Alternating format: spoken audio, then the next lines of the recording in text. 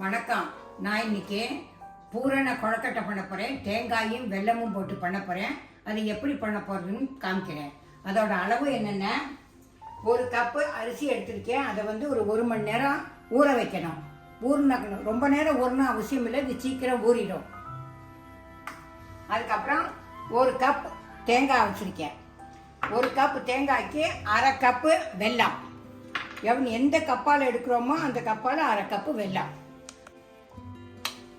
நான் வந்து இப்போ பச்சரிசி உள்ளே போட்டிருக்கேன். அது கொஞ்சம் நேரம் அரைக்கணும், கொஞ்சம் நைஸாக அரைக்கணும். இப்போ நல்லா நைஸாக அரைஞ்சிருக்கு. இப்போ வந்து நான் அடுப்பை பற்ற வச்சுக்க போகிறேன். இப்போ வந்து நான் அடுப்பை பற்ற வச்சுருக்கேன். அடுப்பை பற்ற வச்சுட்டு நம்ம வந்து எவ்வளவு அரிசி எடுத்துருக்கோமோ அவ்வளவு தண்ணி விடணும். தண்ணி விட்டு அதில் கொஞ்சமாக உப்பு போடணும்.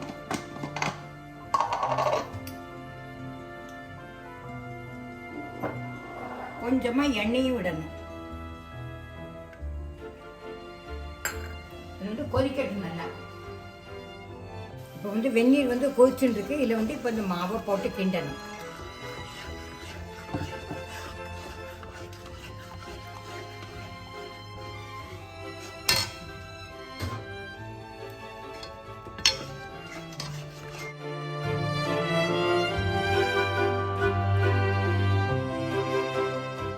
மாவு வந்து ரெடி ஆயிடுச்சு.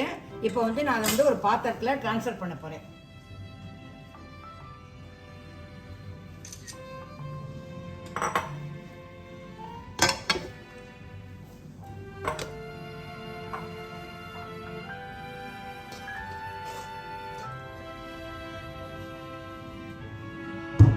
இது நல்லா கெட்டியாக வந்துடுத்தோம். இப்போ வந்து ஒரு பாத்திரத்தில் வச்சு ஒரு ஈர துணியை வச்சு கொஞ்சம் மூடி வைக்கணும். அப்போ தான் உணராமல் இருக்கும். ஒரு தட்டை போட்டு மூடி வைக்கணும். இதுக்கு தேங்காய் பூரணம் பண்ண போகிறேன். அது எப்படி பண்ணுறதுங்கிறத காமிக்கிறேன். இதில் நான் வந்து ஒரு கப் எடுத்திருக்கேன் தேங்காய். இந்த ஒரு கப்பு தேங்காயை போட்டுக்கணும்.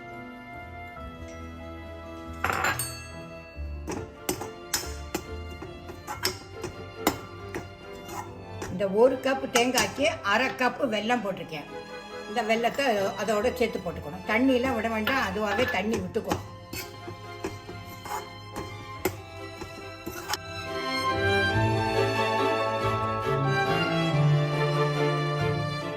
ஆகிடுத்து. அதில் வந்து கொஞ்சம் ஏலக்காய் போடணும், கொஞ்சோண்டு நெய் விடணும். அப்போ தான் வந்து நல்லா கெட்டியாக இருக்கும். கொஞ்சம் நேரத்தில் நல்லா கெட்டியாக உருட்டுறதுக்கு நல்லா வரும். இப்போ வந்து நான் கொழக்கட்டை மாவை வச்சு பூரணம் பண்ண போகிறேன். எப்படி பண்ணுறேங்கிறத நீங்கள் பாருங்க. மாவை வச்சு கொஞ்சம் எண்ணெயை தொட்டுன்னு பண்ணால் வச்சுக்கோங்க, கையில் ஒட்டாமல் வரும். எங்கிட்ட வந்து இந்த கொழக்கட்டை சொப்பு இருக்குது, நான் இதை வச்சு பண்ணுறேன். சொப்பு இல்லாதவன் நீங்கள் கையை வச்சு பண்ணுறது அதையும் காமிக்கிறேன். முதல்ல இந்த சொப்பில் எப்படி பண்ணணும்னு காமிக்கிறேன்.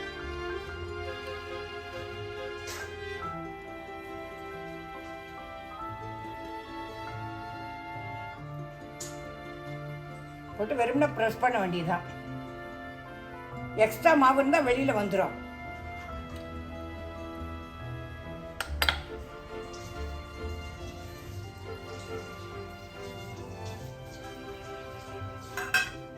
இப்போ நான் கையால் பண்ண போகிறேன். கையால் பண்ணி காமிக்கிறேன்.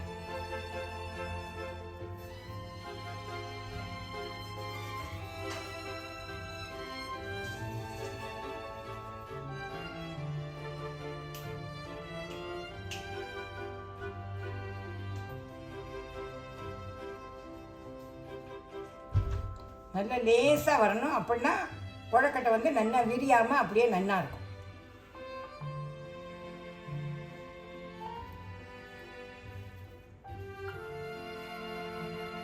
இதை போட்டு இந்த ரெண்டு பக்கமும் இப்படி பண்ணணும். பண்ணிவிட்டு இந்த ஓரத்துலேருந்து பண்ணிட்டு வந்தோன்னா விரியாமல் அப்படியே நல்லா கொழக்கட்டை அப்படியே வரும்.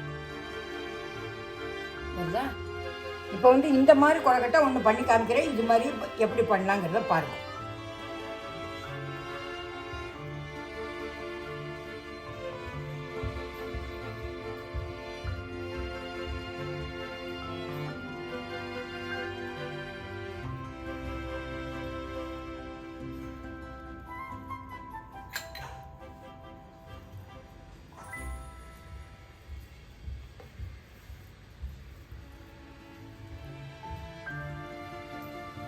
இந்த இதை இப்படி இப்படி வச்சுக்கணும். அப்படி இங்கே இருங்க, இப்படி இப்படி வச்சுக்கணும்.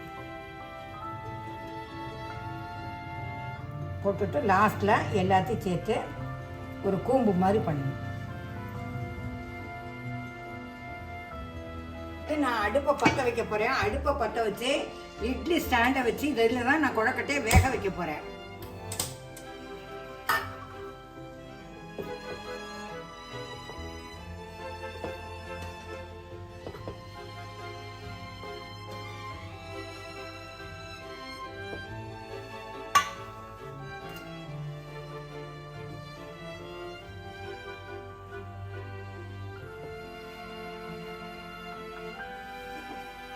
வச்சாச்சு. இப்போ வச்சு மூடணும். ஒரு 5 நிமிஷம் வச்சா வெளியில் வந்து ஆவி வரும். அதை வச்சு வெந்தாச்சுன்னு நம்ம கண்டுபிடிச்சிக்கலாம். இப்போ வந்து கொழுக்கட்டை ரெடி ஆகிட்டோம்.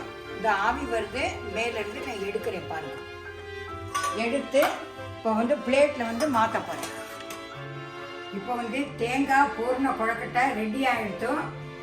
நான் வந்து பிளேட்டில் ட்ரான்ஸ்ஃபர் பண்ணி வச்சுருக்கேன். நீங்கள் சாப்பிட்டுட்டு எப்படி இருக்குங்கிறதுக்கு லைக் பண்ணுங்க, ஷேர் பண்ணுங்க, சப்ஸ்கிரைப் பண்ணுங்க. சாப்பிட்டதுக்கப்புறம் அதோட டேஸ்ட் எப்படி இருக்குங்கிறதுக்கு எனக்கு கமெண்ட் பண்ணுங்க. Okay, bye bye, tata.